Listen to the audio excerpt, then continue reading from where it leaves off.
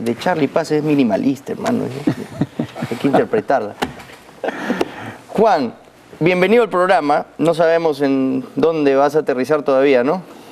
Ya estoy a punto de tomar una decisión que voy a hacer de conocimiento público, pero en conjunto con el protagonista, ¿no? Con la agrupación política.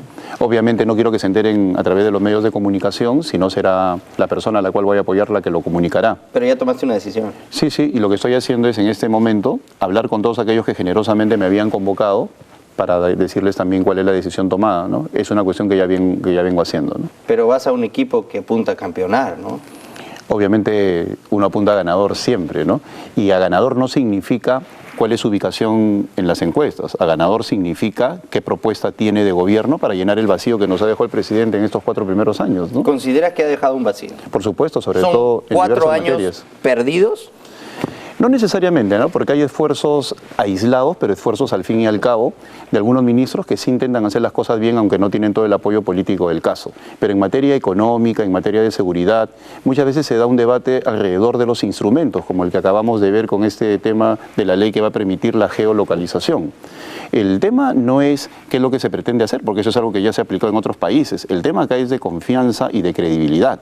Como un gobierno que antes ha utilizado instrumentos legales, como el de la Dirección Nacional de Inteligencia para perseguir opositores o espiar opositores, puede tener esta herramienta. Por otro lado, la delincuencia se maneja de manera transnacional.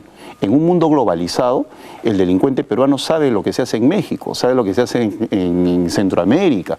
Si fuera una cuestión de geolocalización, pues ya se hubiera resuelto el problema de los secuestros en México, ¿no? El problema acá es institucional, es un problema de inteligencia. El delincuente lo que va a hacer ahora es va a extorsionar y luego va a tirar el celular por la ventana o lo va a hacer desde un taxi y al final no va a saber dónde se lo ubicó, ¿no? Y más aún, si queremos hacer verdaderamente un debate sobre este tema, pues tendríamos que esperar el reglamento.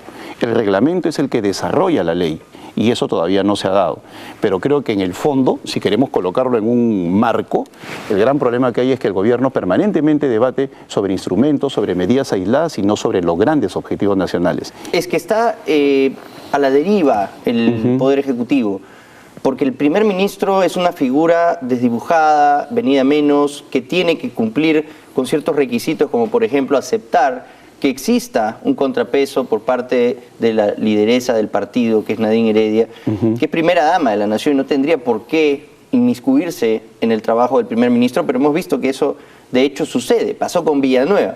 Villanueva trató de tomar decisiones él mismo y se encontró con que el Ministerio de Economía estaba secuestrado por un poder paralelo y que él no podía meterse en ese tema. Entonces, con la falta de liderazgo político del primer ministro que pueda hacer que en conjunto funcionen todos los sectores a su cargo, no se pueden hacer reformas contundentes, sino quedan como reformitas aisladas, como pequeños paquetazos, ¿no? Como golpes que no atienden realmente el problema. Claro, el presidente del Consejo de Ministros es un gran coordinador. En el Perú no existe la figura del jefe de gobierno, pero como gran coordinador tiene un poder político y un ascendiente sobre el resto de ministros. Y este se manifiesta desde el momento que la Constitución le permite a él sugerirle al presidente quiénes lo van a acompañar.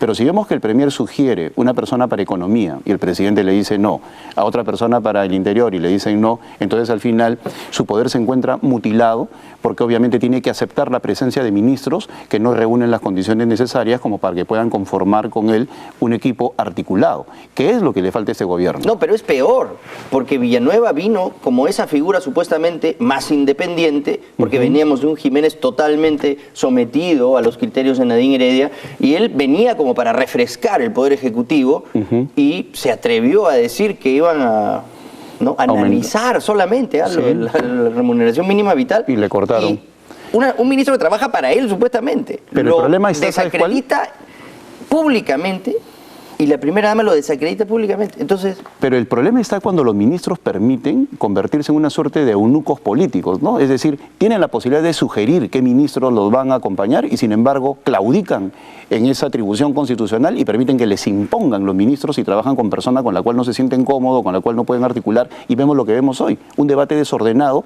a través de los medios de comunicación. Vemos que un ministro dice una cosa, el otro ministro dice otra cosa, se contradicen a veces en el mismo día, etcétera, etcétera, y lo que se transmite es la imagen de un desorden. Lo que el presidente debió haber dicho el 28 de julio, debería ser lo que se está desarrollando hoy en día. Se están llenando los vacíos a través de declaraciones desarticuladas, como la del ministro de Economía, que escribe un artículo, da entrevistas, y sale el premier y dice no es así, es de esta otra manera, y luego vemos debates alrededor del salario mínimo vital, de seguridad, de producción, etcétera, etcétera, y no hay un hilo conductor, no hay grandes objetivos. ¿Por qué? Porque el mensaje presidencial, que debe ser una fuente de políticas públicas y que según la Constitución constituye un resumen de la situación de la nación, no una relación de hechos, que es lo que he hecho, eso no dice la Constitución. El artículo 118 es clarísimo, un estado de situación, es decir, un diagnóstico.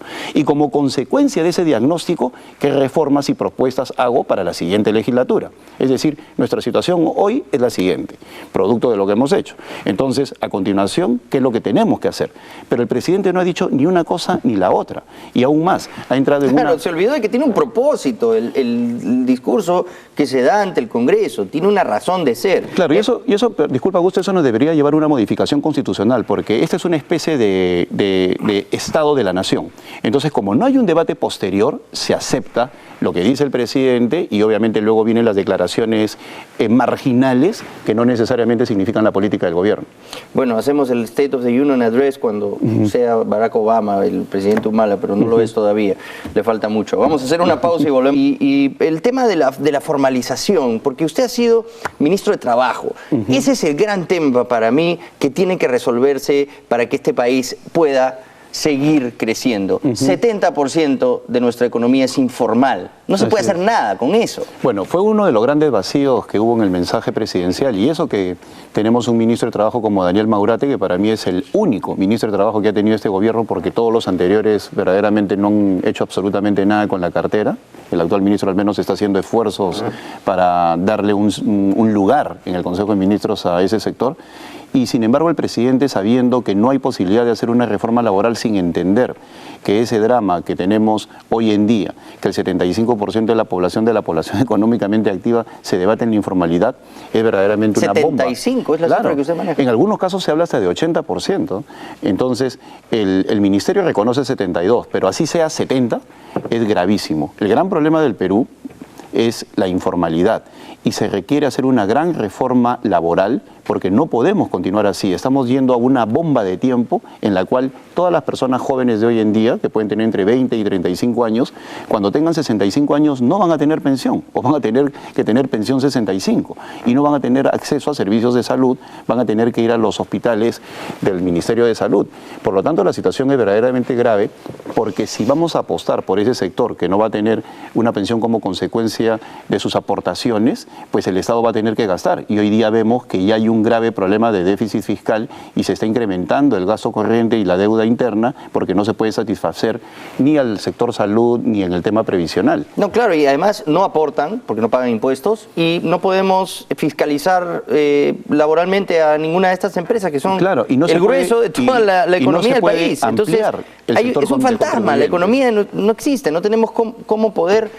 o sea, se habla de que SUNAT aumenta la presión, pero ¿la presión a qué? ¿A un 20%? Sobre los mismos, exactamente. Tu reflexión es completamente válida. Entonces se tiene que ampliar la base de contribuyentes, incorporando ese sector informal a la masa tributaria. ¿Es tan difícil hacer esto, esta gran reforma que realmente necesita nuestro Estado? El gran problema de la ley denominada Pulpín es que era una ley aislada.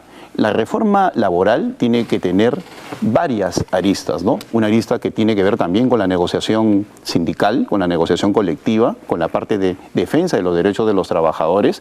Otra parte, obviamente, en la CTS, que hoy día está completamente distorsionada. La CTS hoy día se ha convertido en un mecanismo de financiación, pero no de protección del desempleo.